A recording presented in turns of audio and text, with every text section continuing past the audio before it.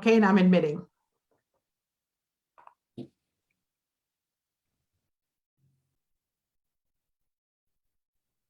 Welcome, everyone. Thank you so much for joining us for one of the last sessions of our Power Skills Virtual Career Summit. Welcome. Thank you for joining us today on a Saturday afternoon. My name is Valerie Dueni. I am one of the career advisors at the Career Advising and Transition Services at the School of Continuing Studies at McGill University.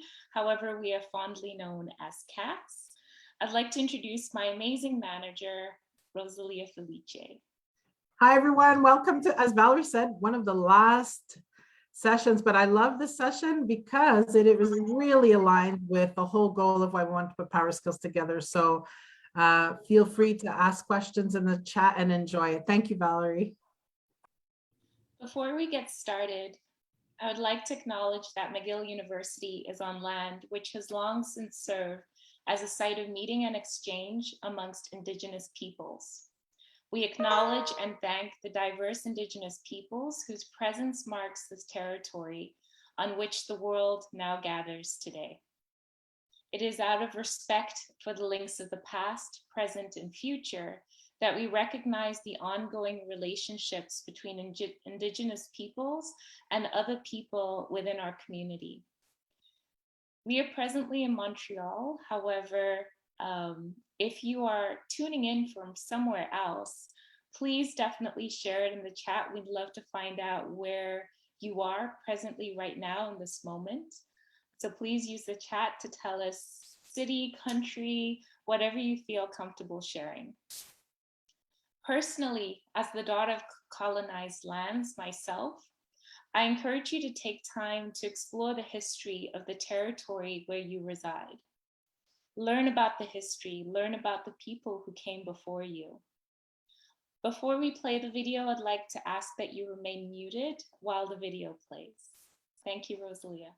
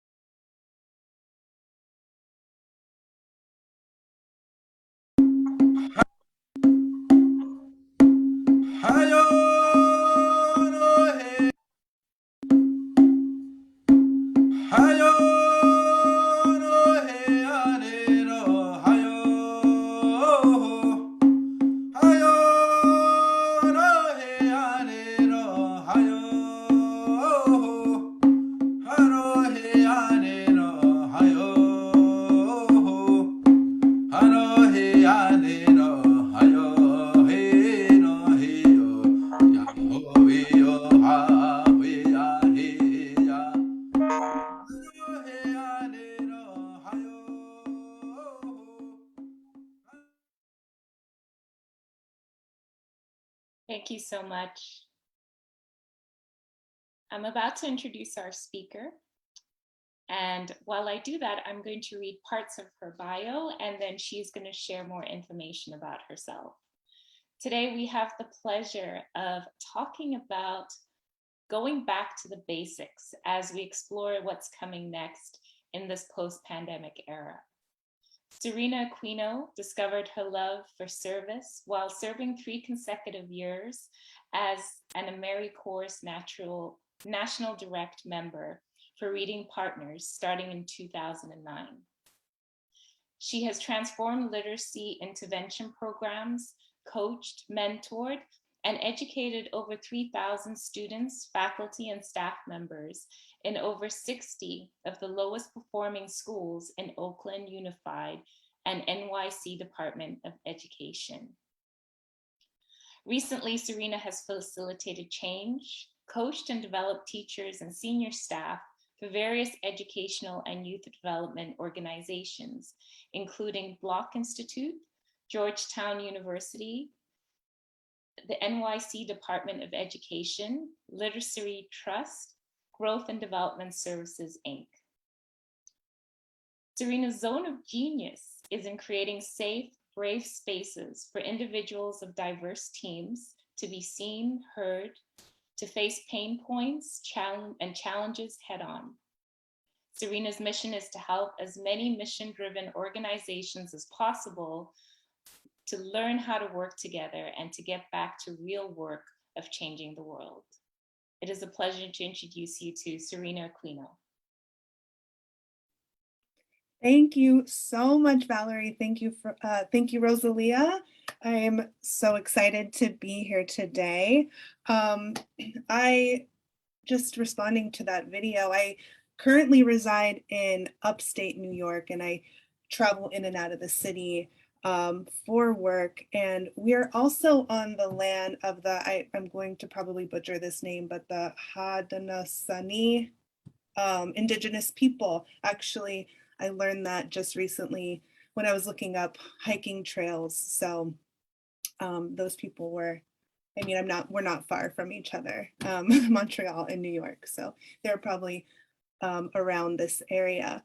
So thank you everyone for joining me on a Saturday. I want to make this fun and interactive. So please, I have the chat on one screen and I have my slides on another.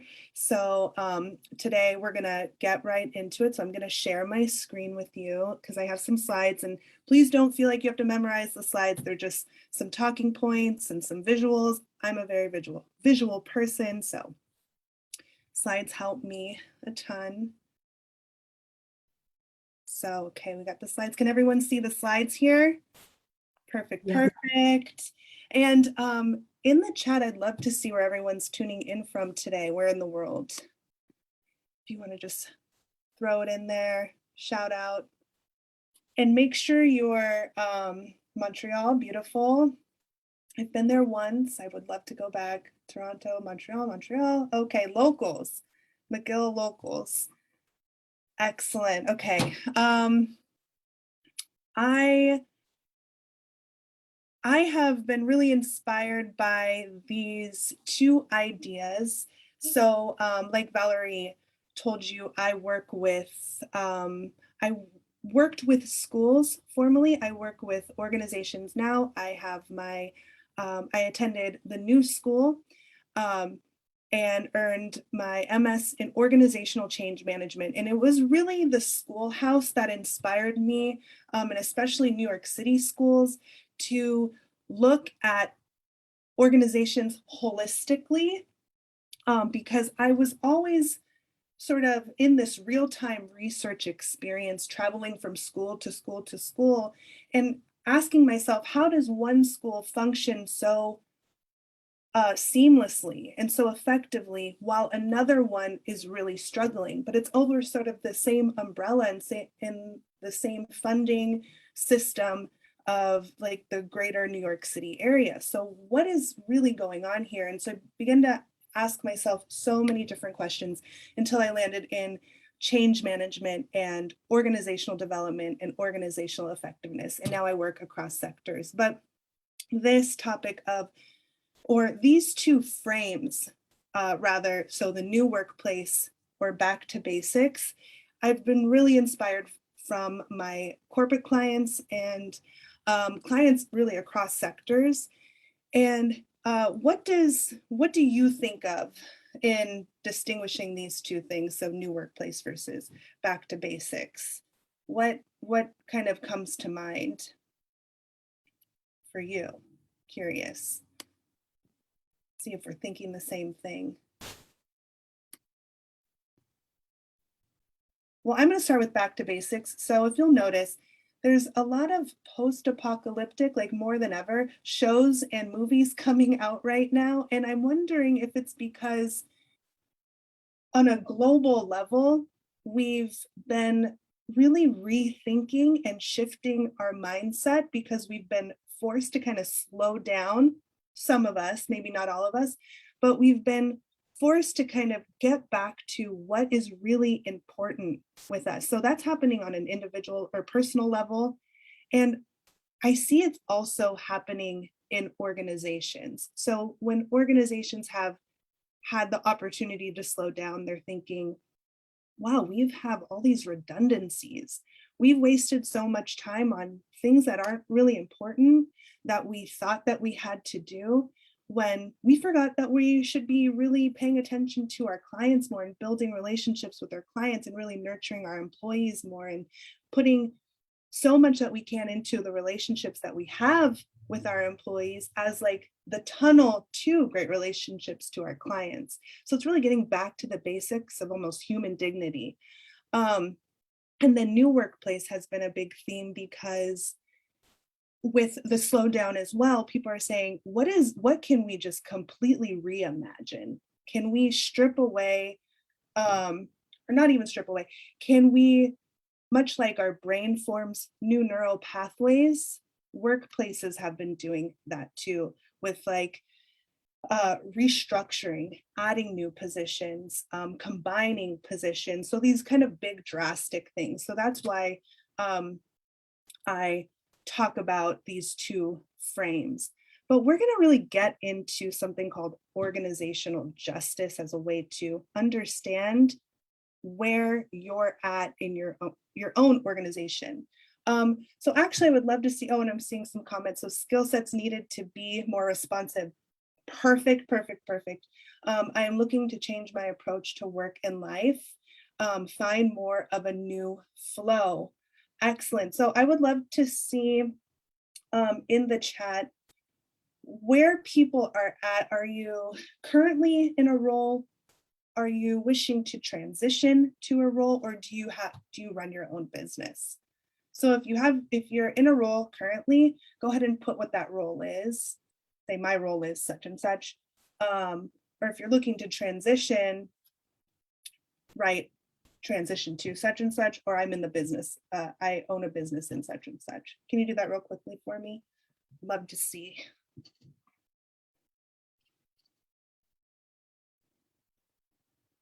And make sure your chat is to everyone. There we go. Business analyst, following multiple reinventions, employment counselor in the nonprofit organization, working on contract in higher ed sector, business owner, perfect, self-employed in transition. Okay, so we have a mix here. Excellent. So a little bit more about me. I'm going to go through this really quick. I am a proud Asian American Pacific Islander. It's a lot.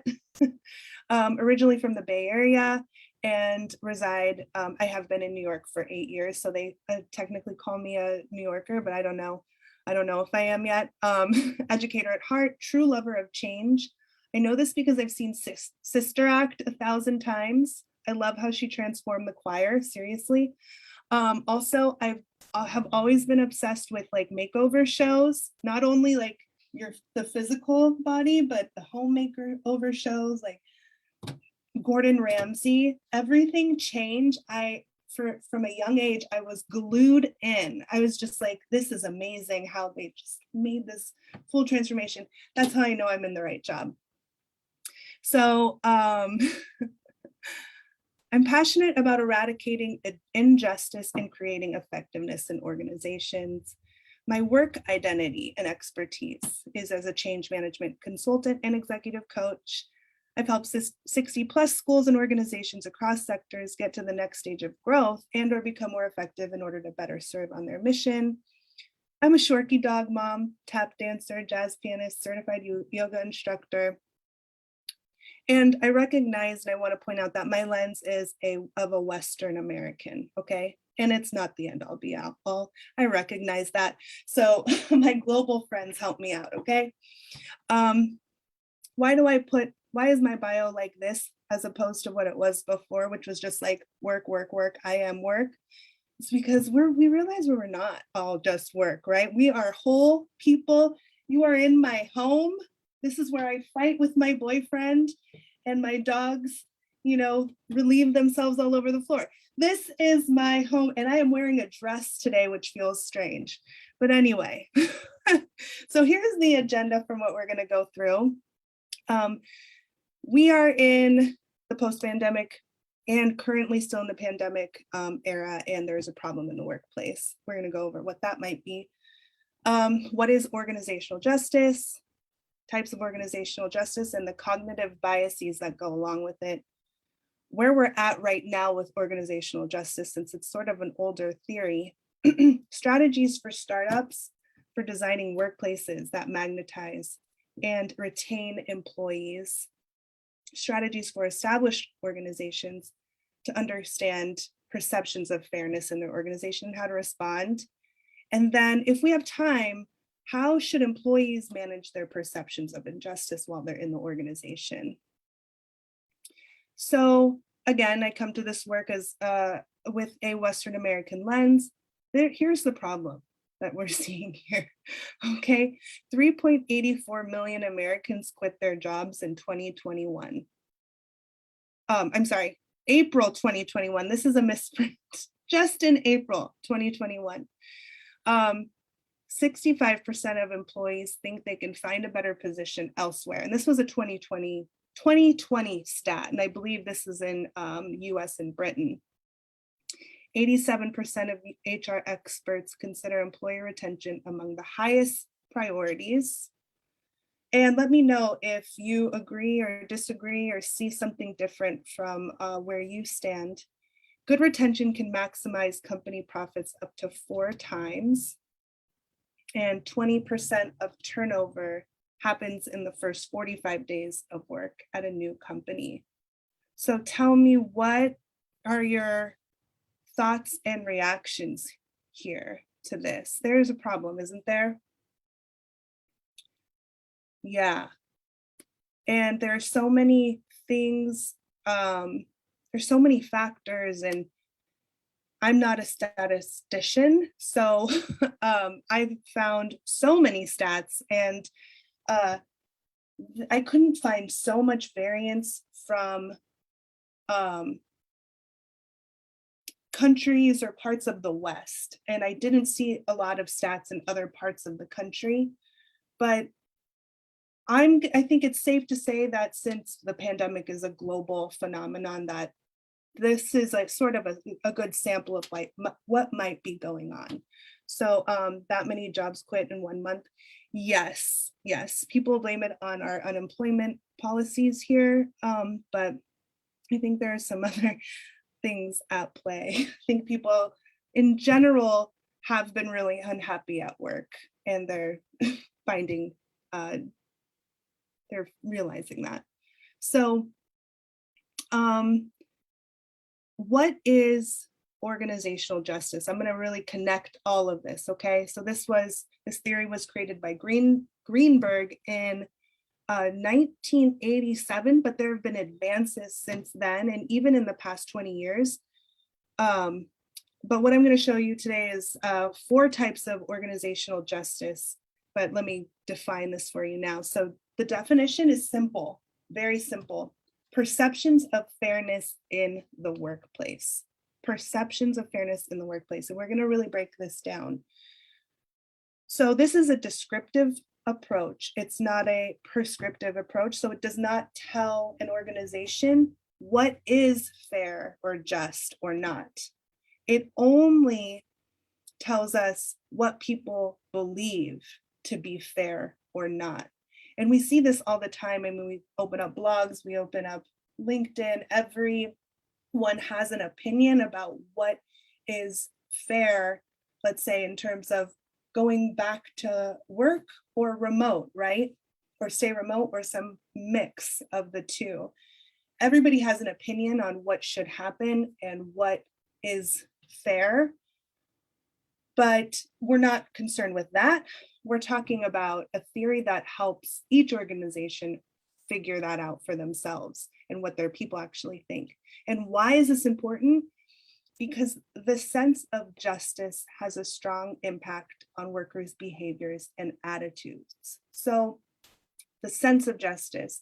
So any one of us working in an establishment where there is some decision or choice that's been made, or some change or some policy that's been made, that we walk away from feeling like that was unfair, that is going to affect our attitude, and it may affect our behavior, and it may eventually push us to perhaps leave the job if we didn't do anything about it, or if nothing was done from leadership. Okay, has anybody heard of this theory before, organizational justice? I never learned this in grad school. This is so central to change management because change management is about people's attitudes towards a change, how that affects their behavior towards the change, and then eventually moving to full adoption of the change. So if you left all those people behind because they don't like it, then they're not, most likely they're not going to be for the change. So the causes and effects of these perceptions of fairness are important to both the employee and the organization. And so what are some consequences? So you never heard of it? Yeah, I never heard either until I did some research. And then like the skies opened up, right? like the sun, you know, like was like bathing me. I was like, this makes so much sense. I just want to talk about it all day, you know, to anybody who wants to listen. So the consequences of perceived injustice or unfairness in the organization is lower job satisfaction and retention, worse employee mental and physical health, and this is a huge red flag right now. Withdrawal and greater absenteeism, so people who were fine one day, but then all of a sudden they're just like not around, and they're great employees and business owners don't know what to do. Company leaders don't know what to do because they're like, we can't let this person go. We need this person, but they're not showing up to work.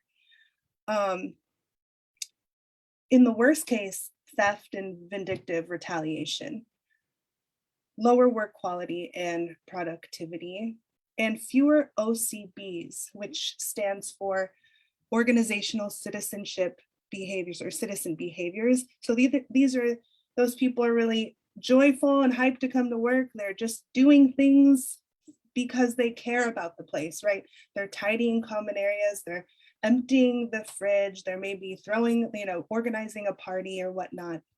So all the good things that people do outside of their job description just because they want to. So fewer of these things start to go down. People start just clocking in, clocking out, going home, nothing extra. So what are the different areas that Greenberg identified employees needing a sense of justice? Oops. This slide. So there's 4 types. Again, there's been advances to the theory, but these are the most popular. These you find the most research and the most interpretations on. No need to memorize, we're gonna go one by one, but we have distributive, procedural, informational, which procedural and informational are very related. I think you can combine those two, but anyway. And then lastly, interpersonal, and I believe they added retributive, which is, you know, punishment versus rehabilitation, punishment versus should we develop this person instead of just punishing them, writing them up, sending them home, so on and so forth. So what is distributive justice? So this one is very, very common. It's perceived fairness of the decisions and outcomes distributed. In plain language, what people get back in exchange for their work. So this is compensation, benefits package, retirement perks, time off policies. So how people are being recognized and what they're getting in return. So when was the last time you had a conversation with somebody about getting a new job or how happy they're at their job? It's likely that you won't ask about the money unless you're close with this person, but there will be some mention of it. Oh, I got this new job and the pay is good. You know, the pay and the benefits are on point. They're good, right? If they're not good, you're also going to hear about that. Like, oh, I don't know how long this is going to last, or I'm definitely going to ask for a raise eventually. But this is about what is distributed to you. So people stay because a common reason people stay in a job, even if they're unhappy, is because it pays the bill. So people will stay in a job, even if their perception of what they get in exchange is not fair. But unfairness in this area will also push a person over the edge if there's other types of unfairness. For example, the number one reason, who knows the number one reason why people quit jobs? Says the internet. I'm just kidding, a lot of good studies. But what's the one reason? Any ideas? Bad managers, exactly. So poor management, a bad boss, or a poor relationship with a manager, that is the number one reason you'll find that people just end up quitting. So what research suggests, though, if their boss is really bad and they're not getting paid, that is like all the reason to just leave, give up, no reason to be here. And I've experienced that before personally, right? But if they're, have you ever heard someone say, oh, I'm staying for my boss, even if they're not being paid well? So there's something to that. And we're going to get more into that when we go to interpersonal justice. So yeah, so people are going to have some feelings about this. It may or may not make them quit, but it might make them unhappy. So the next one is, any questions about this? I see, yep. Yeah, that one's pretty straightforward. There's like really fancy names for all these, but they're really, really not that fancy when you think about it. You're like, oh, I've been there. So I like to call procedural justice, where did that decision come from? Or where did that policy come from? That's what procedural justice is. So this is the perceived fairness of the process that determines decisions or outcomes. So I was never asked about what I think about going back to the office or not. I was never asked about, oh, changing locations of an office. If you've ever been to New York City and you're on the Upper West Side, and now all of a sudden your office moves to the Upper East Side, you might as well move the office to a different state, because that totally screws up your entire commute. It might add an hour, seriously. And it's like, wait, you didn't ask me if that's where I wanted to be commuting to. That is a huge decision. So this really affects the process that determines decisions or outcomes. If that's not clear to people, if they had no influence. So here are the key considerations, right? Who had influence on the decision being made? Who does the decision influence directly or indirectly? What was the process for arriving at that decision or outcome? Who made the final call? Whose ideas were even taken into consideration? These are all the things that employees think about. Like, I was never asked. This is a huge change. And going back to remote versus back to office work policies. So what if there was a shift in where an employee's child goes to school, and now there's a whole shift in the schedule? Yes, on one hand, the employee has to suck it up and go back and if they want to keep their job, but on the other hand, they might have feelings about it. It might be such a jarring decision that was made. It might really mess them up and impact their attitude and behavior, right? So that's why this is important. So just for fun, whoever wants to go back to the office, write office in the chat. And whoever wants to stay at home, write home in the chat. I'll go first. Just for fun. Combination, yep. Or hybrid, yep. Home and office, hybrid. A lot of hybrids. I love this. I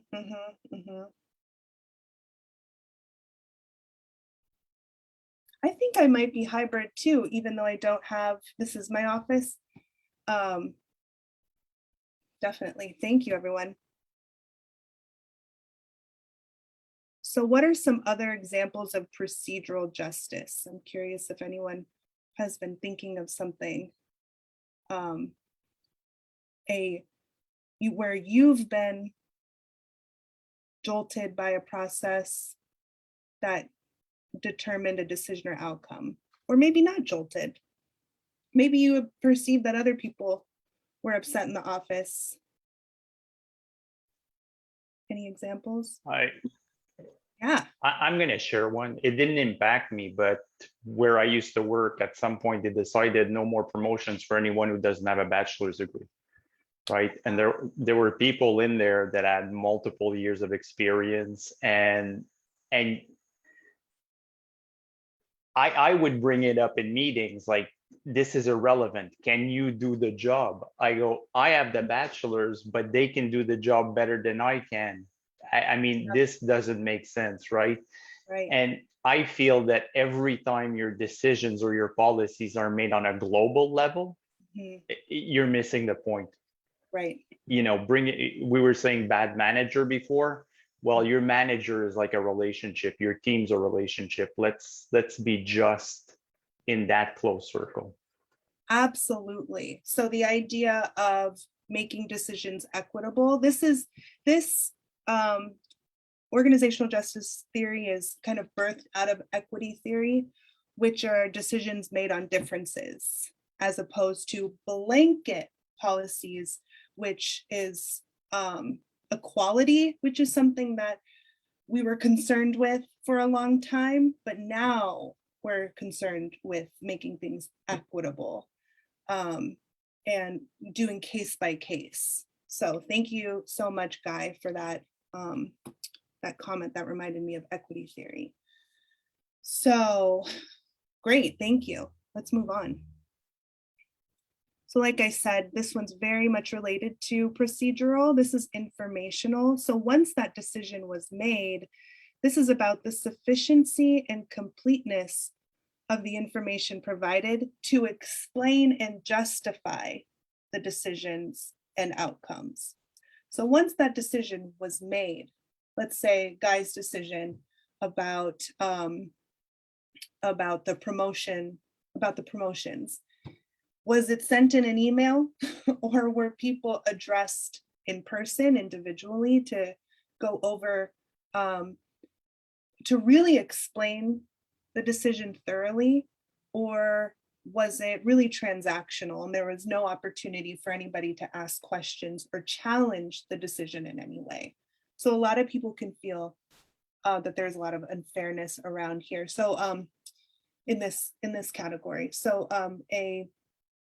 an example of this now that I'm going through with a company is that they implemented Slack. You know, that technology, the internal communication software, Slack, where you can communicate to anybody in the entire organization, even when you're remote. So they implemented this new technology, but did not train people. They did not tell anybody why they were doing this. They're like, this is going to be great. And now we're going to all download the software on our computer and we're just going to start using it and it's going to be awesome.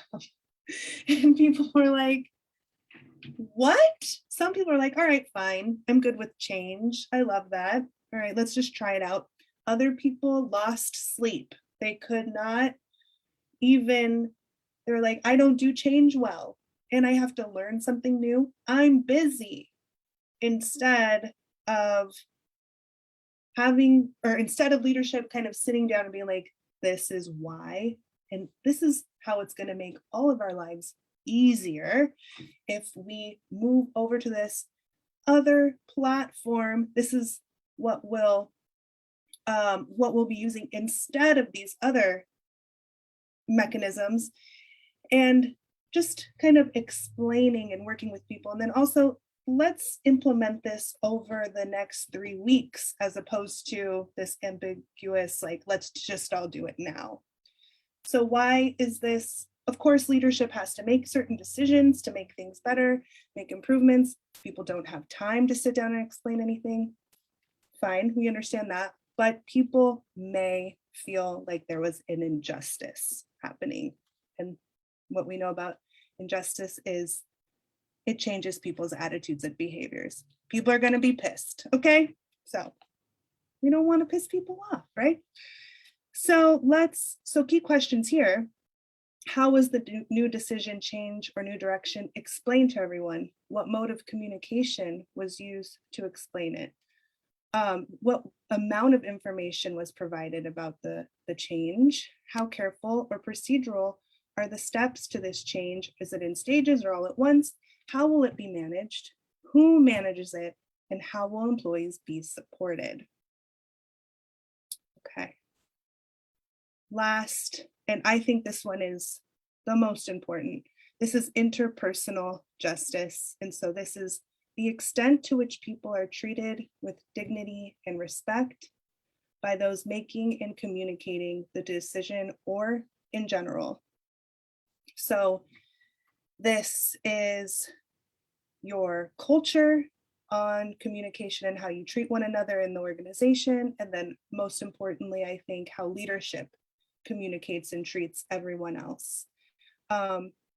When an employee feels that they're being communicated to with respect and dignity, they tend to feel less upset, right? So interpersonal justice can greatly, here's the cool thing, interpersonal justice can greatly reduce the effects of one, distributive justice. So if you're getting paid less, but you are being communicated to well, it reduces the effects of injustice, feelings of injustice around being paid less or receiving less. If you're being treated well there, that kind of goes back to our theory of the bad boss theory. So if you have a bad manager, if you actually have a good manager and they're treating you well, that can make up for the money that you're not getting, right?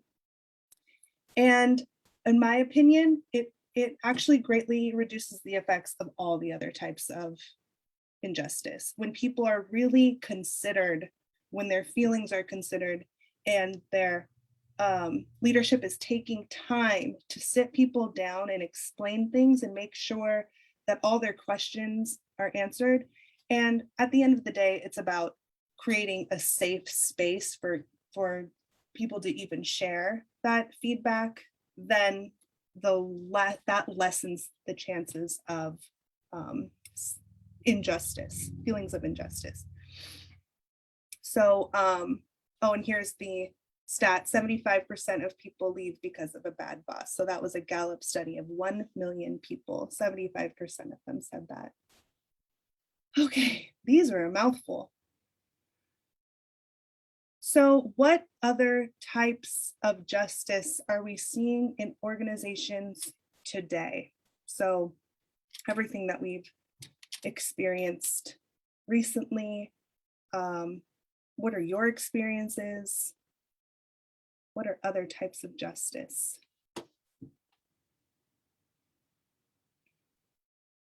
There's justice in general, right? But then there's organizational justice, what people have strong feelings about that could influence their attitudes. Any guesses? Anything that you're seeing?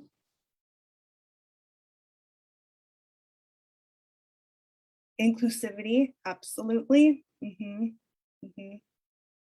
Yeah, so I think along the lines of social justice, right? Social justice is, you're seeing a greater attention being put on diversity, equity, inclusion, and belonging.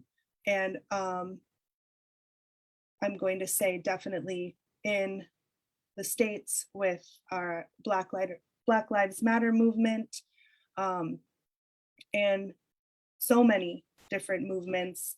We are so concerned with this now. If you've been seeing on our media how dire it is to heal everybody's hearts and minds around police brutality. So social justice is such a huge thing here. And it always has been because it's such an amalgamation. So the company's cultural, so hiring practices, the company's cultural values are not acceptable. Okay, ooh, can I hear more on these? we have a lot of work to do here as well. Absolutely. Yep. Yep. And I have definitely learned some things as well that you have going on over there. Please share, what do we mean by hiring practices? And you can unmute, please unmute. This is supposed to be interactive. Well, it's also related to inclusivity, but in terms of, for all forms of diversity, but where the hiring practices are, there hiring practices in place that ensure that it is an inclusive and fair and just process. Absolutely. So we're not hiring based on discrimination of any type, right? Or just not even thinking about it. Yeah. Yeah. Absolutely. So 80% of employees say racial justice and equity issues should be on the corporate agenda. I believe this is a Forbes study.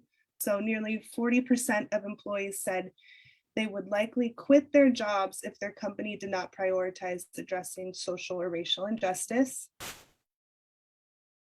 73% of employees believe it is important for companies to allow difficult conversations around race and social issues to occur at work. So this is a conversation I have with clients all the time. They're like, what do we do? What do we do? And I'm like, well, we're not going to know until you find out. How do we find out? We got to talk about it. Start asking people how they feel about it, right? 49% of employees said the lack of inclusivity in their workplace makes them less likely to choose in-person work. What do you think this is about?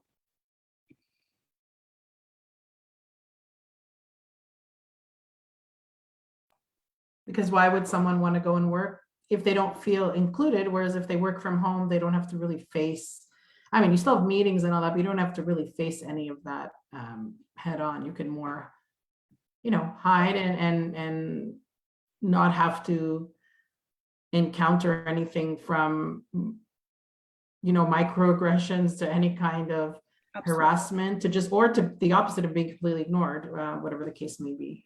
Absolutely. If you're going to be kind of seen as not really valued, or your opinion's not valued, or as you said, microaggressions. I mean, as you can tell, I'm a pretty outspoken person, and I have, darker complexion. And so I have personally really have felt microaggressions in that way. So if I'm saying something louder, or saying something more excited, people can treat me as if I'm angry when I'm just passionate and I'm speaking more. And it's really made me sometimes not want to be in a meeting with certain people, or not even want to really come to work at the end of the day. And really did lead me to want to find a more nurturing organization that was more inclusive of, I think, race, which can feel like an injustice that really affects people. And then also just differences in opinions. Some people are really scared to hear about differences or different opinions, or people going against the grain. People are afraid to hear women go against the grain, because there's this virtue that women should be really nice and agreeable. But think about your moms. Were they always nice and agreeable? No. So at work, why should we be any different? I joke. So we have a lot of work to do. Perhaps the home space has allowed for less relationship building so people can hide. Yes. I don't know why I do this work, because it's all about relationship building. There's always so much drama. It's exhausting, right? What if we just have more energy when we're at home, and we're not wasting it on all the office politics and the dramas and the disagreeing and the agreeing? But What are you going to do? It's work. Or I heard that, who knows the top 2 industries where people are the happiest? Does anybody know? I looked this up. I look up all these weird kind of stats, like where are people happy? So one is technology, IT people.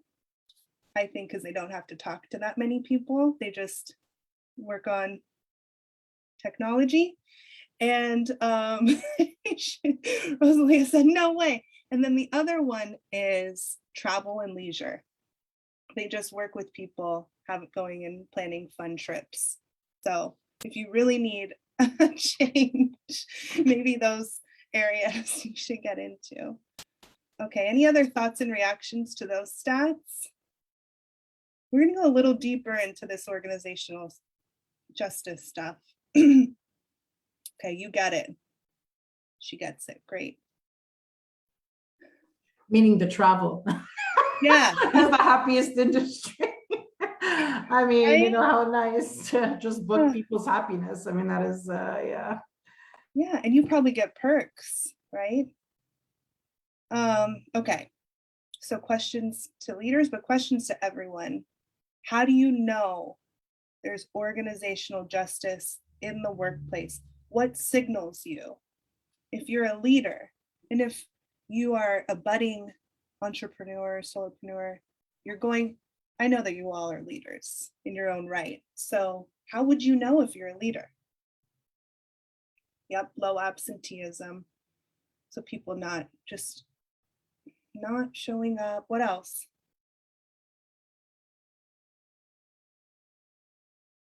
People speak up. Yeah, oh, people can speak, people can Communication. chat.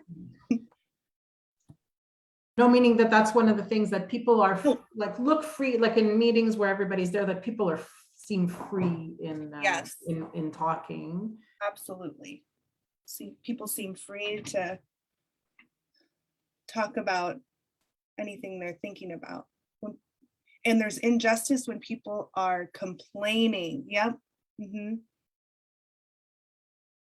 people seem happy, whatever that may look like. Great. Really, any of those things that we saw in the first, high productivity. There's so much that goes into productivity and teamwork. And we'll get into some of that. Teams take risks. What does that mean?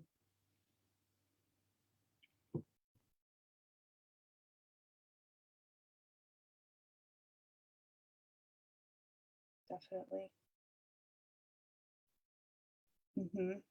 What kind of risks? Or in what way?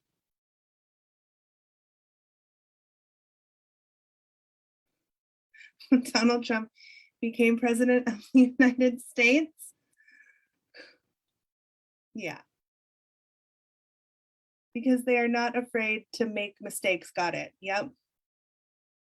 Or challenge thinking. Yep. Awesome. My chat's over on the screen over here if you didn't realize that. Great. I'd throw in that it's a good sign when leaders are willing to admit that they made mistakes, or they're willing to ask how people feel about things instead of just shying away from all these conversations. Yep. Exactly. I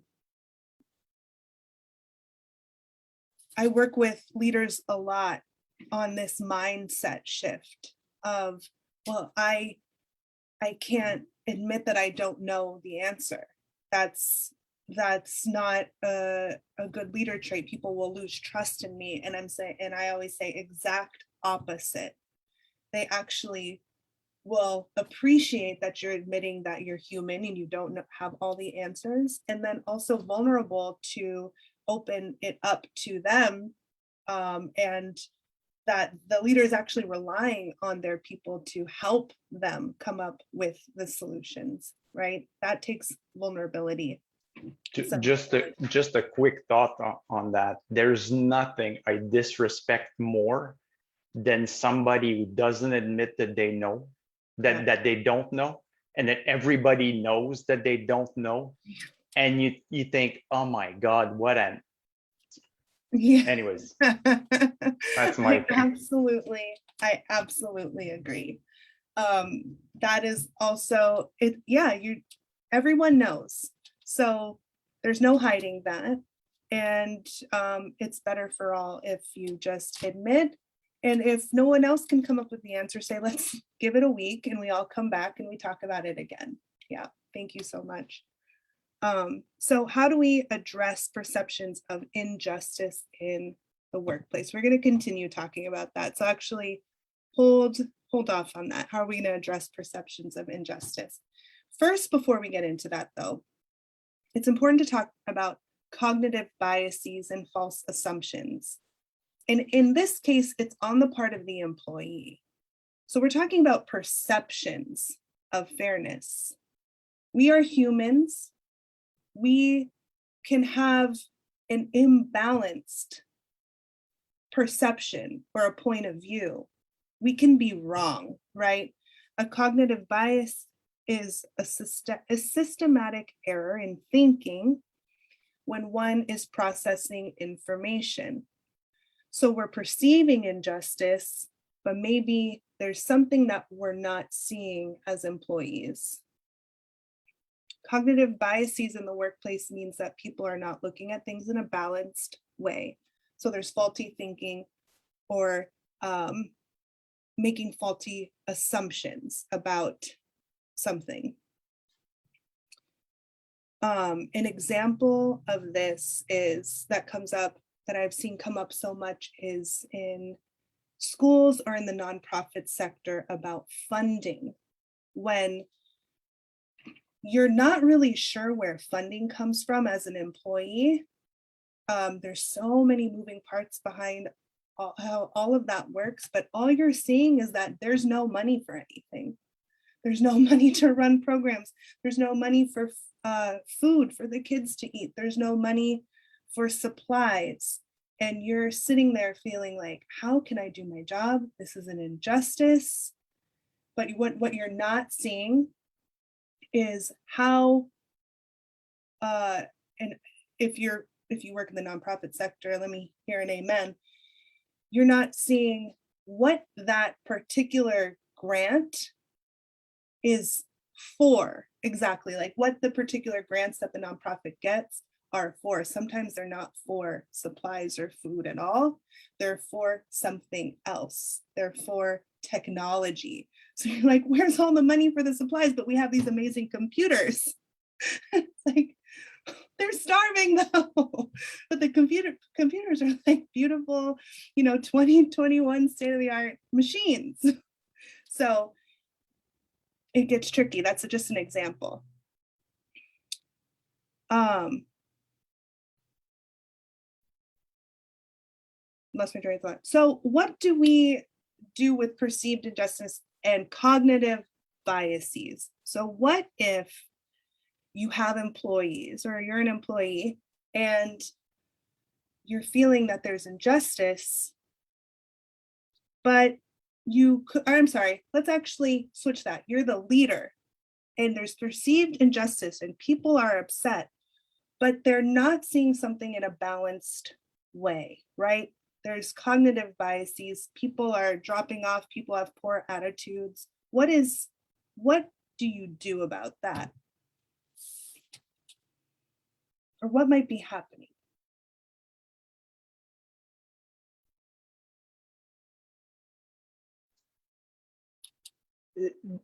The first thing I would do or ask or think about is, what's my relationship with these people, and what's the relationship amongst the people that are perceiving this?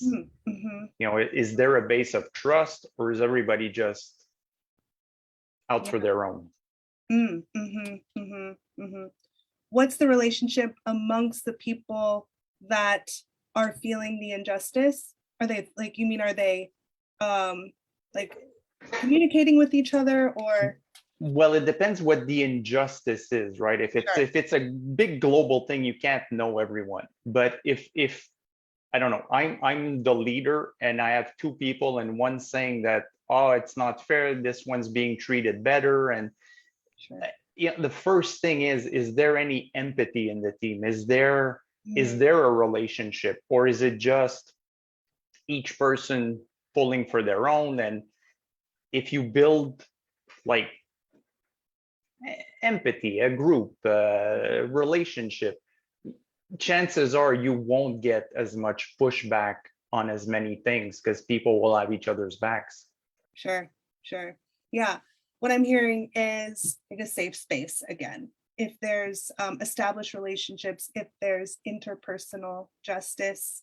So if people are being treated fairly, if people are being heard and responded to fairly, I see here an individual conversation followed by a group conversation, but take it head on. Don't slip it under the rug, and get an external, unbiased, and reliable evaluation of the situation. Sometimes, if there's not that trust yet instilled in the organization between leadership and the employees, you absolutely need to get a third party, a neutral third party in there to maybe have interviews, focus groups, or put out a survey or whatnot. Great answers. Yes, but this does assume that everyone has good intentions. While I truly believe that the majority of people do, there is a small percentage of people who don't. Yeah, there's, this comes back to culture.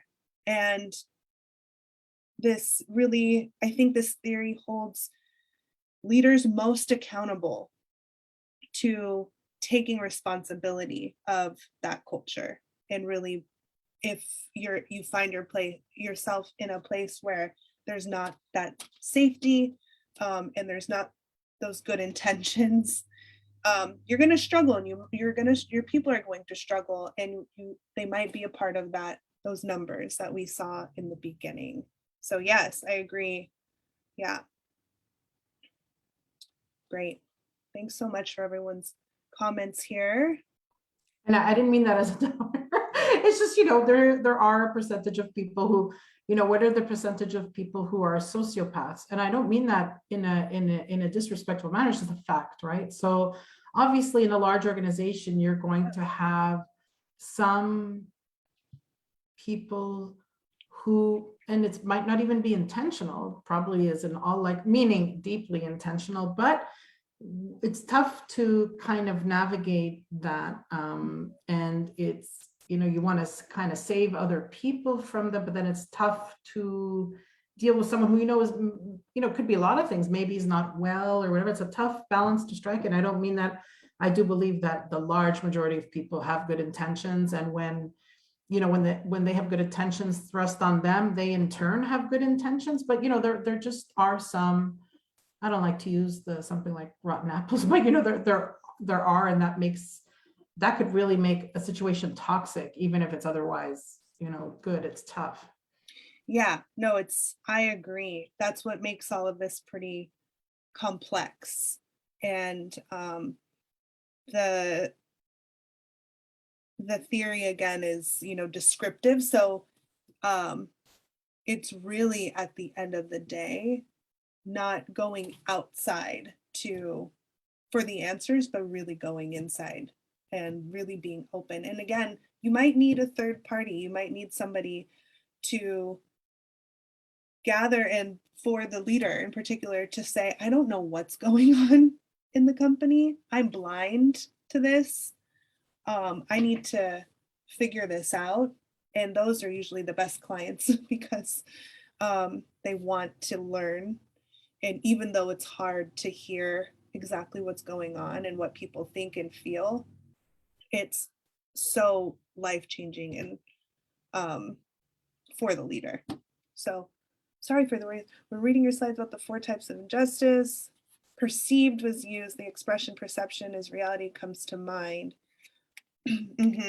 As much as some senior managers may think it's their employees' problem if they misunderstand management's intentions, they do so at the real risk of losing their best employees if they don't take the time to address their employees' perceptions, because it is their reality. It becomes their reality, right? What questions can management ask to expose these misconceptions And then what actions can they take to correct their perceptions? That's a very, very, very good question. I would love to hear from the group. How much time do we have? They unfortunately often rise to the top. Who rises to the top? The bad apples. Yeah. Rosalia was kind with the bad apples, but it could be a different conversation, but there's too often the same types of people that rise and rise and rise. And once they're there, they have the same kinds of, sorry, but suck ups that rise and rise and rise to them. And it's perpetual. And Absolutely. until that changes, the rest can't change, because it all comes from the top down. And yeah. I vent too, and people often say, it's because of my dark skin color. I'm kidding. Everybody that knows me knows I'm joking. You were saying before you were being judged because of that. Yeah. And I'm totally with you. Sometimes we need to get ticked off and we need to have some changes done. And if you ever need someone as light as I am to back you up, I'm there. Thank you so much, Guy. I really appreciate that. I will absolutely keep that in mind. I'm definitely going to share my information. So please, everyone, stay in touch. Let's continue the conversation. We can just meet and chat about it, whatever you want. Guy is always there. Lots of boys club type organizations. Oh, don't get me started on that. Thank you, everyone, for the dialogue. I don't want to also lose track of Greg's question. So what questions can management ask? And then what actions can they take to correct the perception? So we'll get back to that. Guy, well, thank you for your participation. Guy is definitely always there. You got some fans. Okay, so let's talk strategies. I am a new business owner. I plan to hire people. I work with budding business owners, and really at the end of the day, any change is always signaled by some sort of crisis, right? For new workplaces, new businesses, you're trying to grow. You're in crisis because you can't possibly handle everything by yourself, and you have this vision that you want to be, thriving, and you want the business to be operating on its own. So what do you have to do? You have to hire people. And that is a crisis, because that is a lot of work, right? So here's some strategies for new workplaces to ensure that you're doing everything right the first time. You're setting a good foundation and not starting off on like a default culture and like here, I'm hiring you, just start doing this kind of mentality, where it could really get you in trouble. So the first step, just 3 steps. First is dream. So new businesses, and I think it was Maya Angelou, before you think, dream. You always have to dream and get the full picture and the full vision in your head, at least for right now or the first 3 years, of what you want your culture to be, how fair you want to be, how safe of an environment you want it to be. If due process isn't your culture, right? If that's not your thing and you want it top down, sure, I'm sure you can find people that will align with that as well. And they might not feel like there's injustice either, because that's the way that they want. They like command and control, so to speak. But dream, what does your culture look like? How sort of progressive are you in how sociocratic you are, not even democratic, but how much will people be a part of a shared values system? And so really close your eyes and see your organization, see the full picture of how you want it to be. Imagine the environment that your people will be walking into and how you want them to feel and work. Then think is the next step, okay? Dream and then think. Fill in the gaps of your dream with reality. So I just took this from a model I use a lot, which is the McKinsey 7S organizational design framework. Start with strategy, structure, and systems. Those are the easiest that you can decide upon quickly. And then tackle style, skills, staff, and shared values. Okay, there's so much research on those. I won't get into those now, but fill in that picture. Take some time to do all that in the beginning, or at least your vision for all of those, or just start getting into the practice of writing each week and developing that aspect of your business. And then eventually, when you start bringing people on, share this vision with your people, share the plan that you have with your team members. Make sure that you are selling them on the vision that will be, or on the plan that will be, and make sure they're bought in. Then ask them how they see themselves contributing to that dream and reality. Okay. This might seem really removed from organizational justice, but this is really about creating a shared vision and a shared value system. This is setting it up so you know first what it looks like, and you're then opening it up to other people who are coming on to make it even more robust and diverse, right, and inclusive. And I lost my train of thought. Any thoughts on this? Anything I can clarify?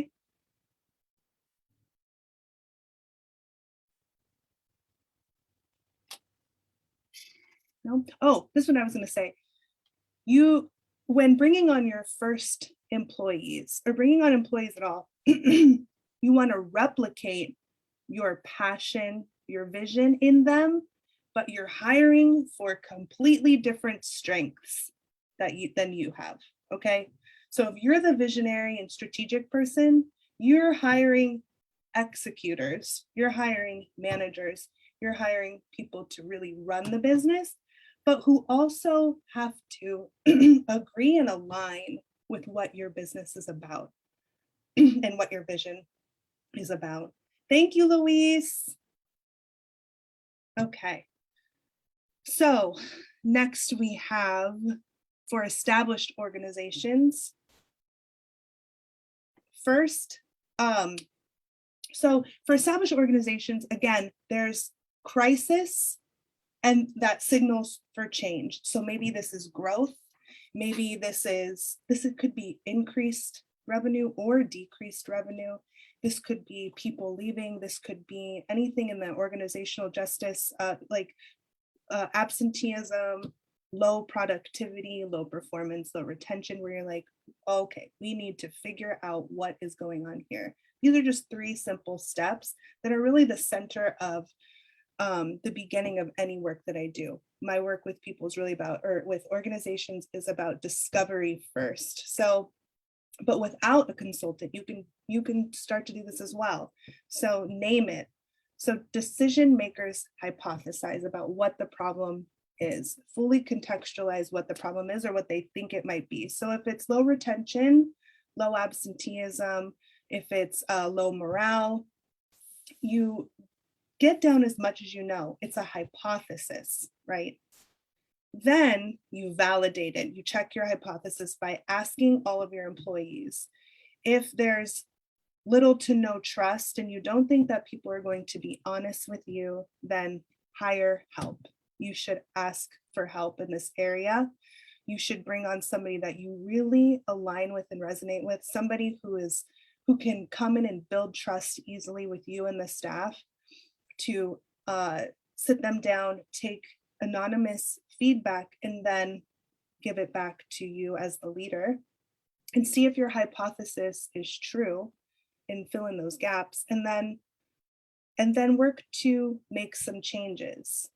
So look at what your data says, what the feedback is compared to what you originally thought, And not every change can be made. Not every change has to be made. Not every change that's desired by employees can be changed. And maybe you do want to make that change, but you can only make it, but you need maybe a year to do it. So there's all these different cases.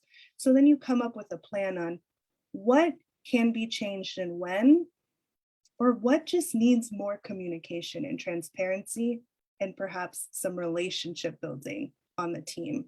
And so I don't know any specific questions unless I'm looking at your particular situation in your organization. But here are just some basic steps. And really the point is to balance perceived injustice, but your issues, they can span, right? And they're all interrelated. So it gets complex, but here's some basic steps to go about perceived injustice in any area. Okay, no, I'm giving you a lot here. If you bring in outside help, don't bias their work. You will completely lose trust. Guy, do you want to speak more to that? I think I know what you mean. Yeah, it's just, you bring in the consultant, and because you're paying for them to do the work, you tell them what the conclusion should be so you can ram it down people's throat as an outside opinion. And again, people find out, people know, and you just kill everything. It's just, might as well not do anything. Yep. Absolutely, Guy. Yes. That is a consultant's, it's one of the more difficult parts of the job, right? Really trying to have integrity along with the client for the work that you're doing. You can feel sometimes that the client is bringing you on to be your echo, when as a consultant who tries to have integrity, I'm actually just trying to see what's there. And I have to give a lot of bad news gently. And that's why we lose trust easily. So final takeaways here: look outside for inspiration, look inside for your reality. So don't get too caught up on LinkedIn posts or Facebook articles or blogs on what you should and shouldn't do about your organization. And in fact, don't even believe any of the stats I put up. You can listen to the theory, because that's, again, descriptive, and I'm not telling you what's just or what's fair or not. But it's not important what other people are doing or other companies are doing. It's your reality inside your own organization that is the most important. And you have to pull those levers, and you have to navigate all of the unique attitudes and senses of injustice that are coming up for your people. So go back to the basics of human dignity and respect. Embrace differences in all ways: colors, genders, opinions, cultures, religions, so on and so forth, sizes, so on and so forth, ages, of course. Listen deeply and communicate effectively. So listen deeply and really don't just ask, just you listen to. A lot of leaders ask and then they want to jump to solutions without hearing the pain points. Hear the pain points fully and completely. And then mitigate cognitive biases with transparency. Explain why a process or a decision was made. Explain why you got to that outcome, and how it will affect the employees, how it could help the employees. But if it doesn't really actually help the employees, don't lie either, because as Guy pointed out, we always know. But transparency is also a secret. I'm not going to say weapon, that's not the right word, but is a key tool to have as a leader. Transparency really about everything, even money, and most importantly, I think money. skillfully navigate difficult conversations. Don't run away from difficult conversations, lean into them and navigate them, and even get somebody who is trained in conflict management or conflict mediation to help if need be, or a facilitator, trained facilitator. If there's little to no trust in your organization, that's step 0. Before you do anything, start working on building trust, and that starts with listening. Reach out to trained professionals who are neutral third parties for help. Those are the takeaways. Any questions? Just questions, comments? Serena, that was really so useful and so engaging. I love the way you just presented all of it. And we're definitely going to bring this back to the office. So much to think about. Thank you for sharing all of this and taking your time on a Saturday to share this with us. Of course, it is my pleasure. I will put my information here. You can take a snapshot, connect with me on LinkedIn, send me an email. I'd love to chat, continue the conversation. Please look up organizational justice and send me some research you've found as well.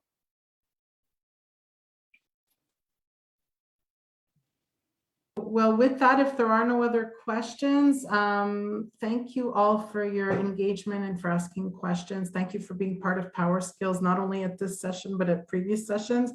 There's about 3 sessions closing at about the same time, this being one of them. I love this, Serena, that this was one of the last ones, because I think it leaves people with a lot to think about. And we'd love to invite you back, that's for sure, for Power Skills or something else. But you have so much knowledge, and yeah. And Vince says, I appreciate making me aware of organizational justice. Yeah, as am I. So thank you so much. And Valerie has just put your LinkedIn in the chat. I wish you, Serena, and everyone here an enjoyable rest of Saturday and rest of the weekend. And take good care of yourselves, and we hope to see you all soon. Thank you so much. Thank you so much, everyone. Thank you. And a big thank you to the CATS team. Go get some rest now. You put on such an amazing event. Thank you. Well, thank you for being in so many sessions and for participating and being so engaged. Thank you so much. I wouldn't have been engaged if you wouldn't have put it together. Oh, and for being a speaker, which was mind-blowing. Love it. Thanks. Yeah, no, thank you really to all of you for being part of this. You're all part of this, and even if we had put it together and you didn't show up, it wouldn't have made sense. So thank you. You're all a big part of this, of course, and we hope to see you all very soon. Take good care. Thank you. Bye.